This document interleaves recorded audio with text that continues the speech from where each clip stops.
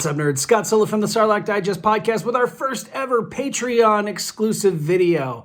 I posted a collection video about a week and a half or so, maybe 2 weeks ago, but that was an older video. Probably need to get in there and redo it. Honestly, a lot has changed in there. But in the meantime, instead of retreading old territory, I figured I would give you guys a great exclusive look at the ins and outs and all the details of this beast right here. So hang tight. Okay, so let's take a look at some of the details on this thing. I mean, you can obviously tell that, I don't know, maybe obvious to me, but it feels like there's spots on it where they planned on maybe adding some light detail to it.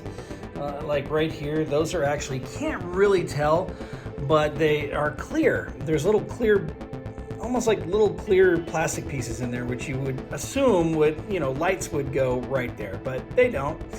I've seen some adventurous people taking this thing apart and adding lights to it, and kudos to them. I just don't have that skill. But the paint apps on it are great. It's got all the little weathering and stuff along the little bolts and the greeblies and stuff that are on here. And it just looks like it's seen some stuff.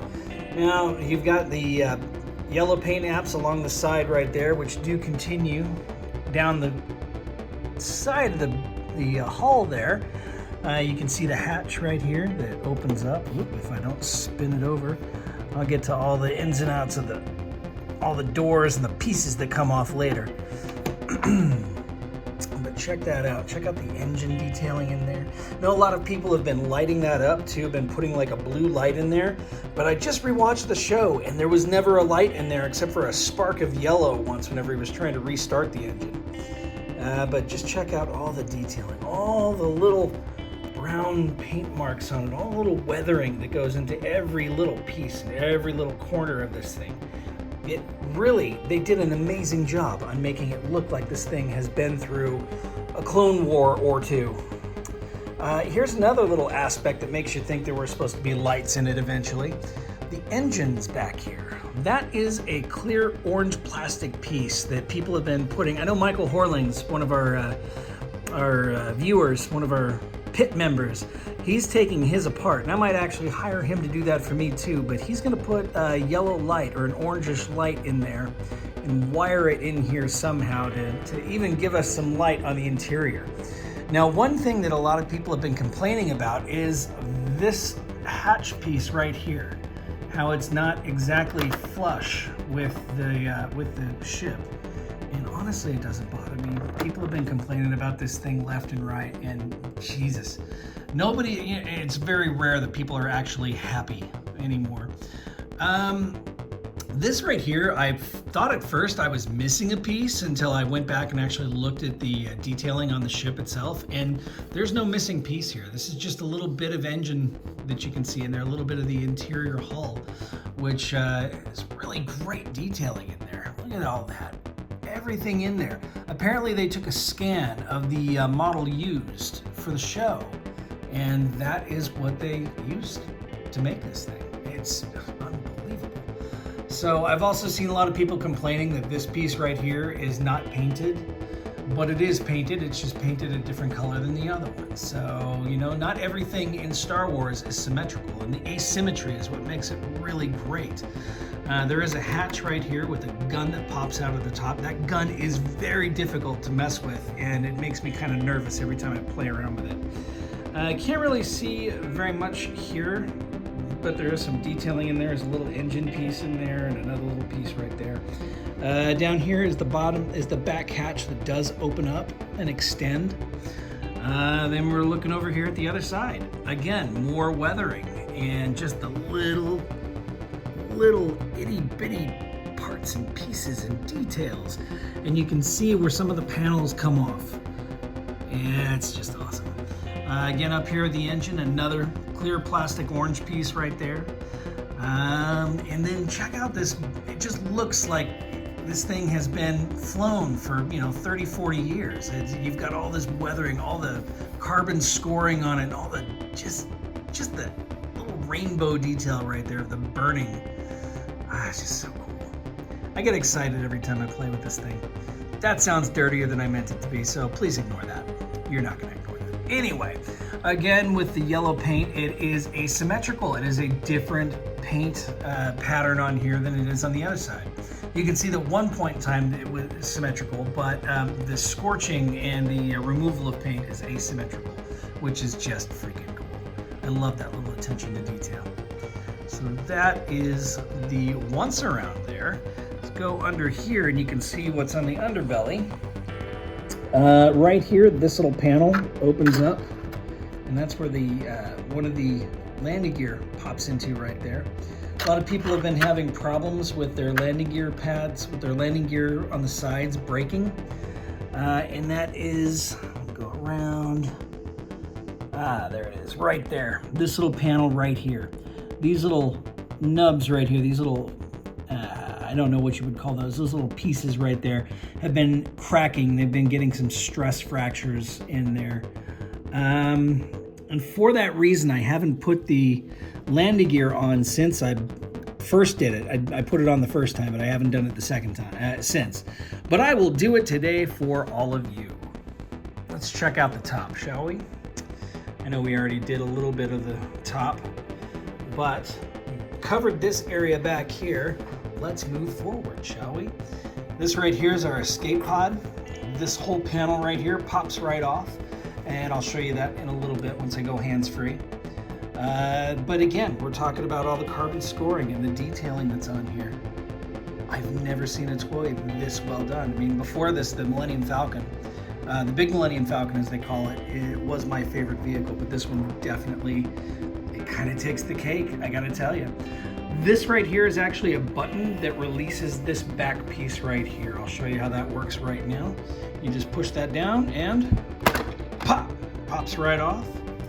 And you know, I'll save that for in a little bit, but check out all the detailing. You can see right into the cockpit right there where Din Djarin and the child are hanging.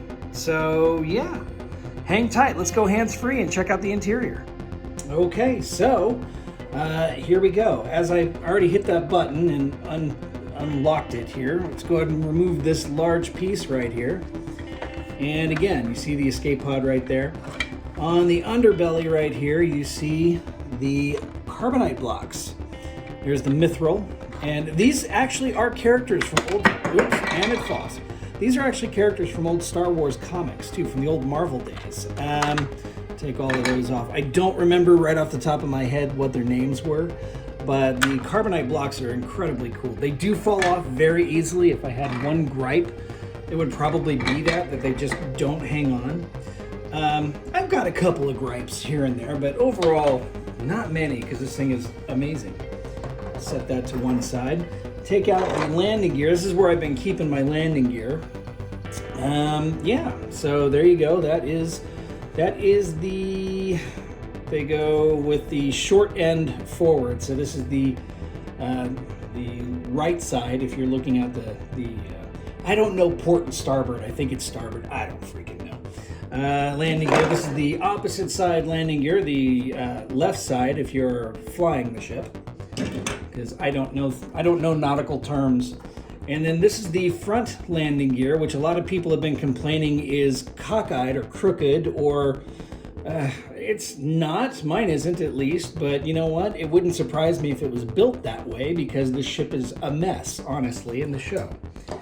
Okay, so, and now you get your first glimpse at the interior. And this piece right here is actually pretty cool. This is the carbonite freezing chamber, the little portable carbon freezing chamber. And it opens all the way up, but it doesn't, because I've got a side panel on here that I've got to take off first. And that's the other thing. All of these side panels in here are removable. This guy right here, I really like it.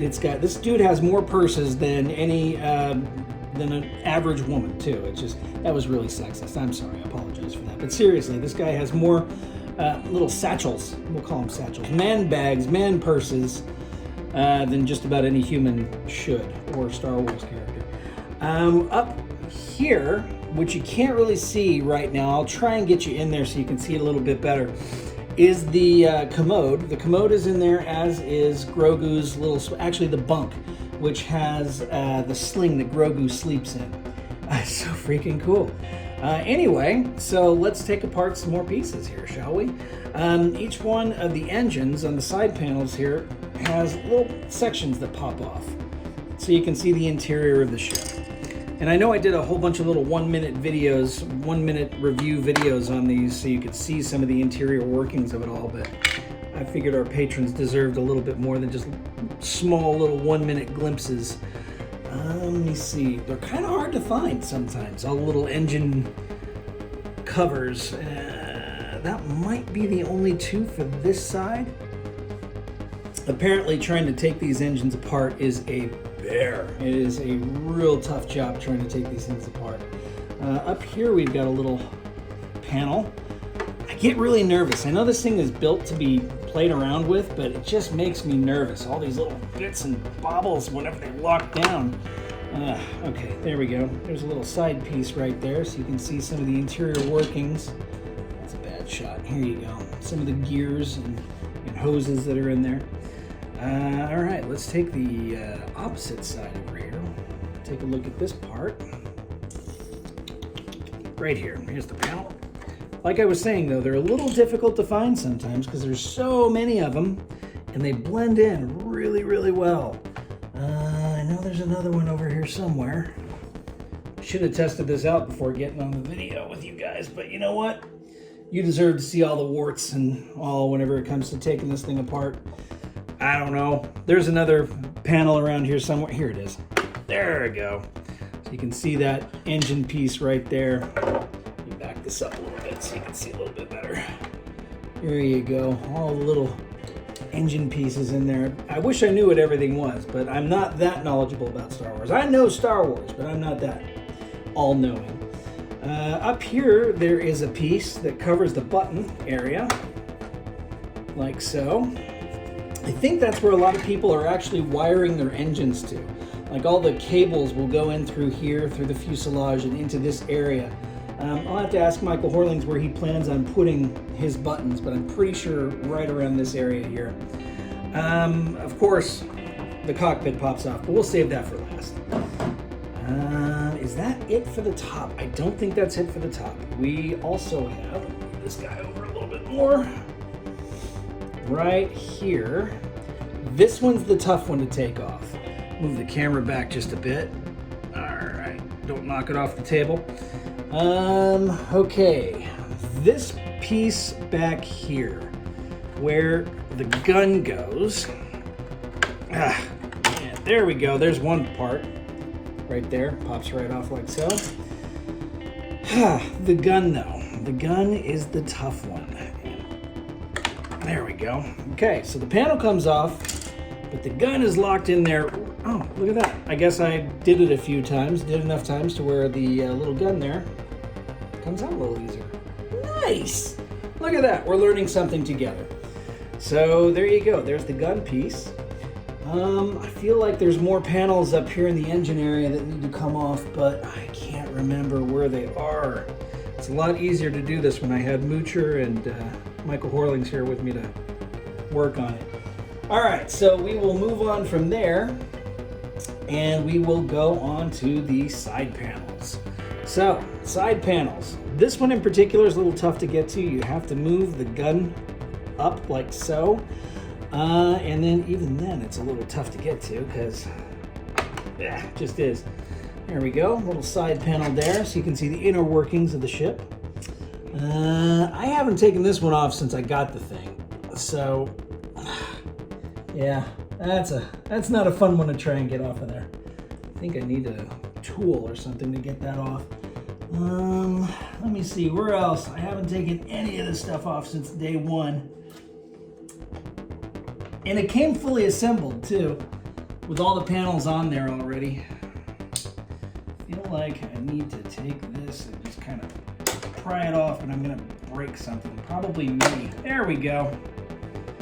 Probably break me in doing this. Little side panel right there. The only time I've ever felt a good use for a flathead screwdriver. I just popped it in there a little bit and kind of pried this off. Man, these things lock in here. That makes me nervous. There we go.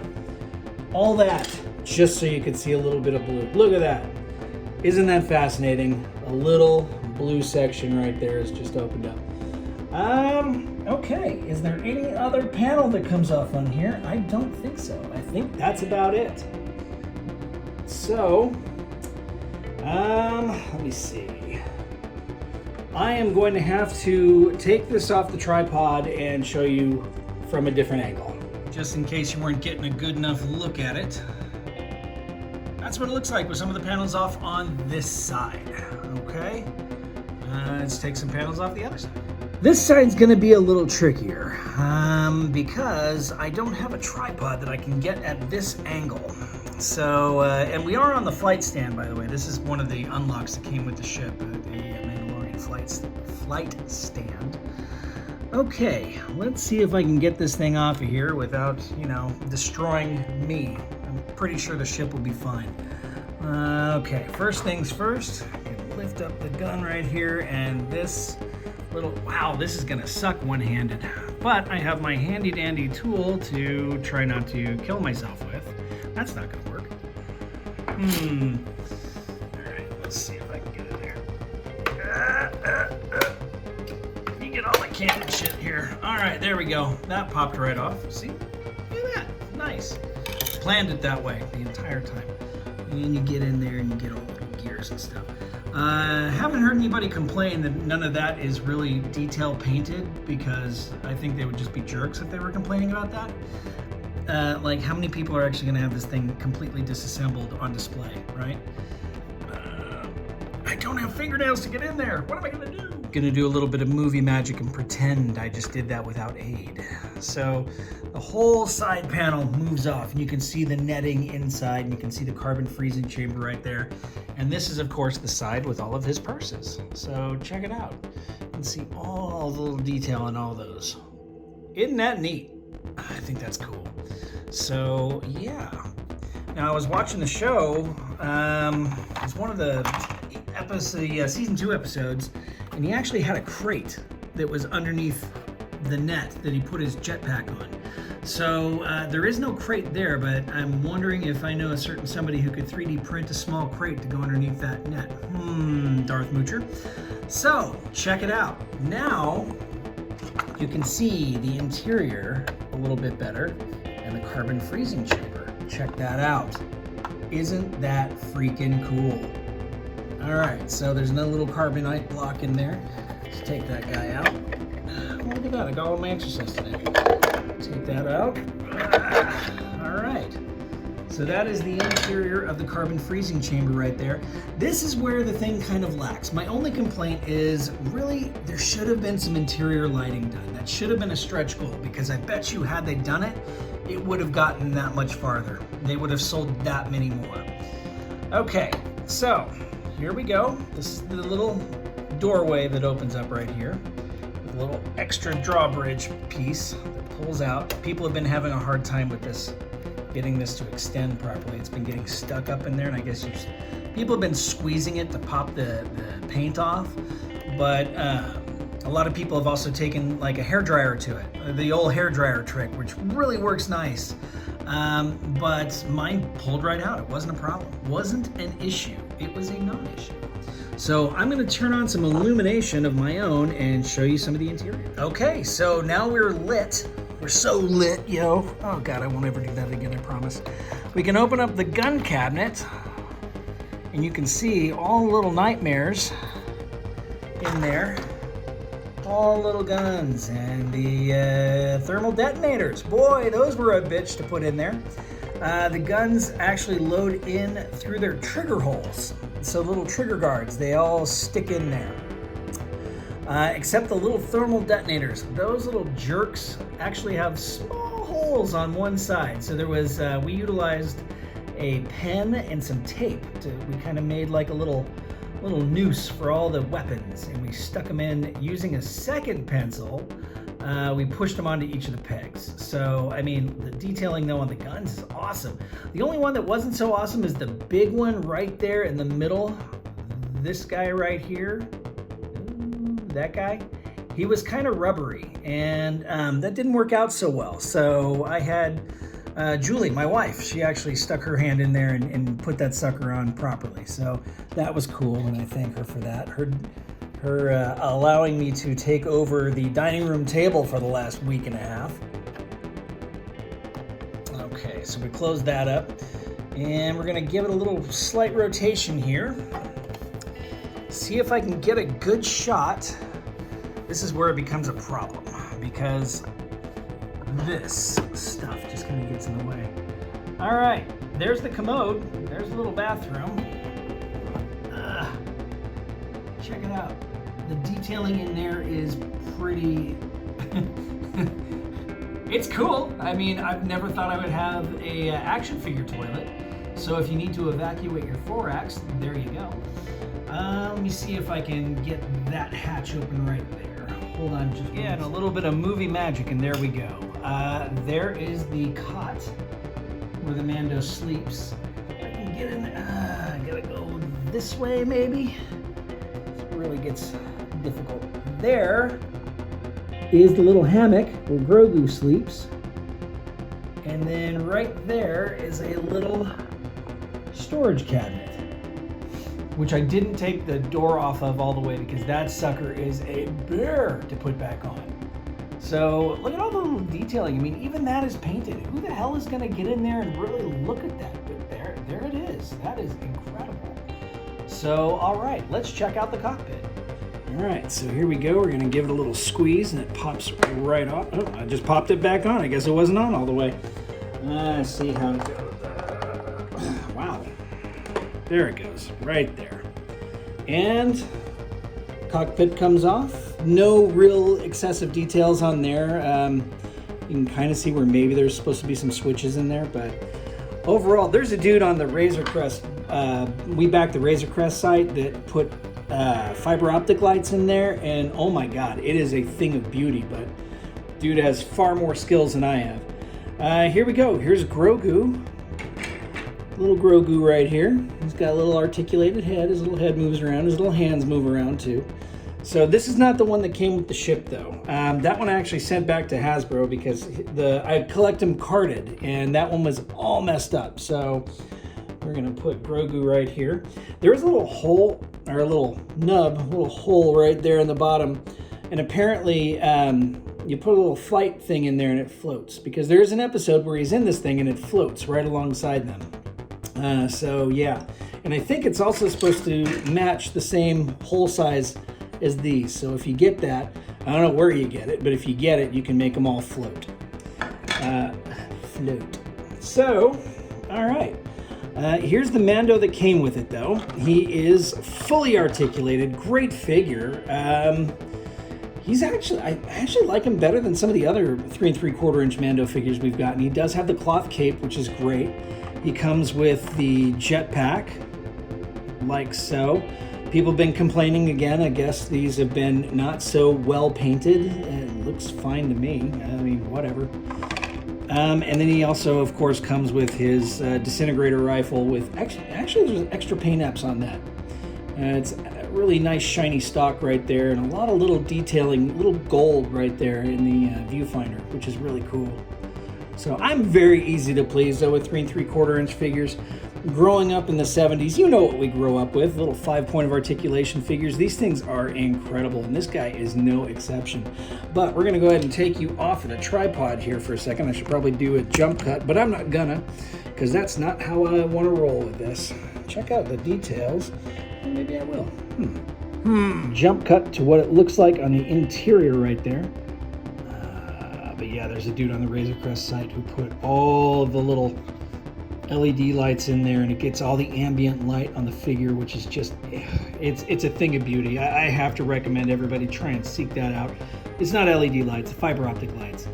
Absolutely incredible. But the detailing in there is gorgeous. Just all sorts of paint apps. It's got the steering column right here.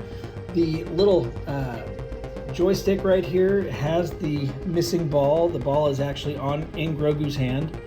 I did test it out. The thermal detonators fit on there, so if you wanted to mess around and take one of the thermal detonators and pretend it was the ball, you could. But yeah, I mean, good Lord, this thing is just gorgeous. These little panels right here do come off, and there are screws on the inside, and that's how you disassemble the top of it. So if you see there's one there, and the only reason I know that is because somebody got his and they were missing one of the panels. But there's also one right there, another right here on the side, and then there's some down here too. So you can completely disassemble this whole thing. I know this just pops right off. The engines are supposedly absolutely awful whenever it comes to taking them apart.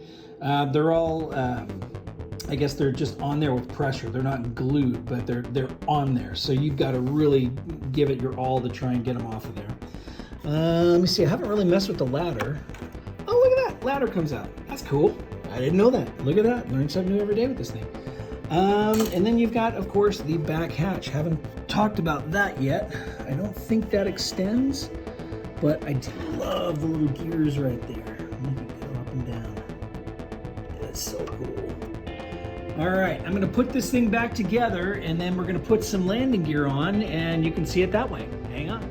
Before I blather on incessantly about how cool landing gear are, I forgot to show you guys how this thing here comes apart.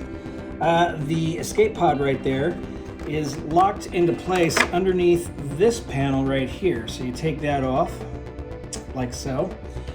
And then you've got all that extra detailing in there, all the little engine greeblies and awesome stuff that's in there. And then this guy pops out. Pop, just like so. Little escape pod.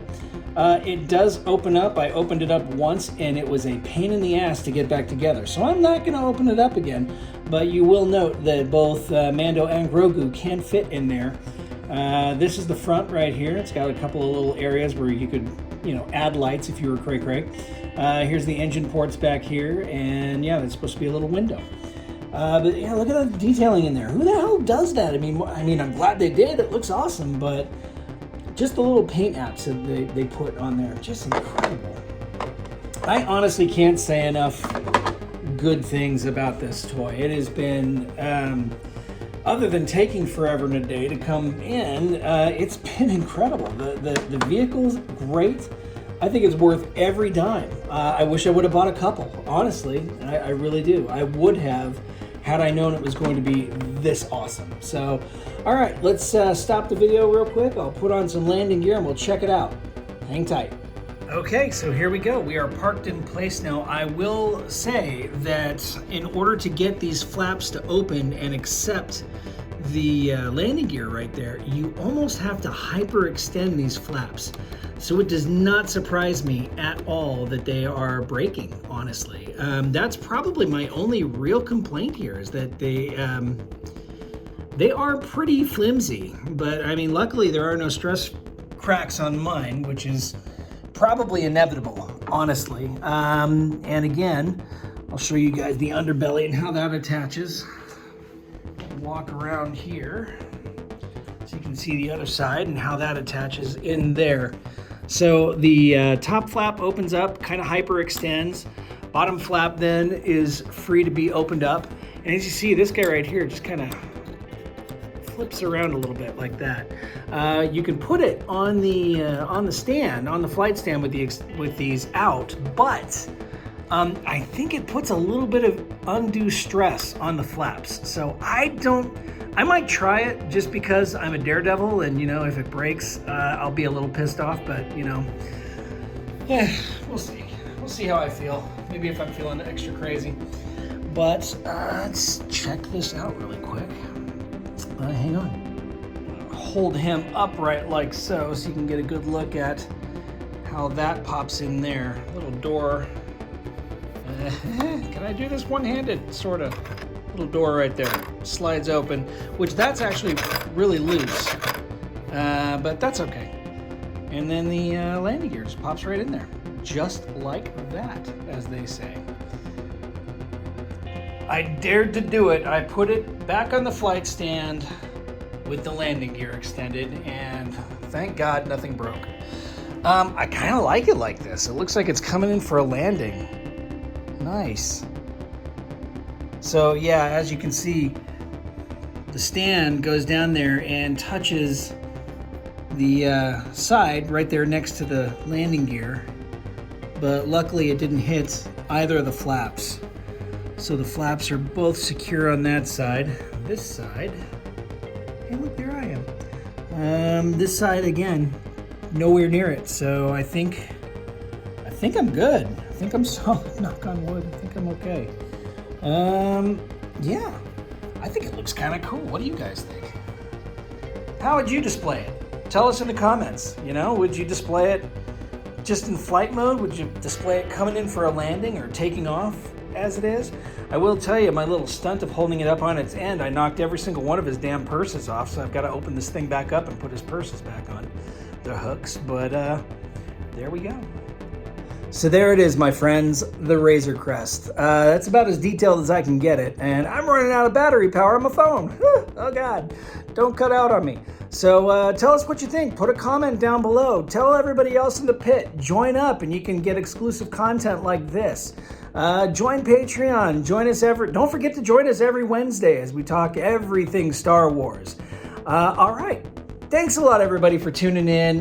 Sorry I blathered on forever and ever, but as always, you know what I'm going to tell you? I'm going to tell you to keep it nerdy.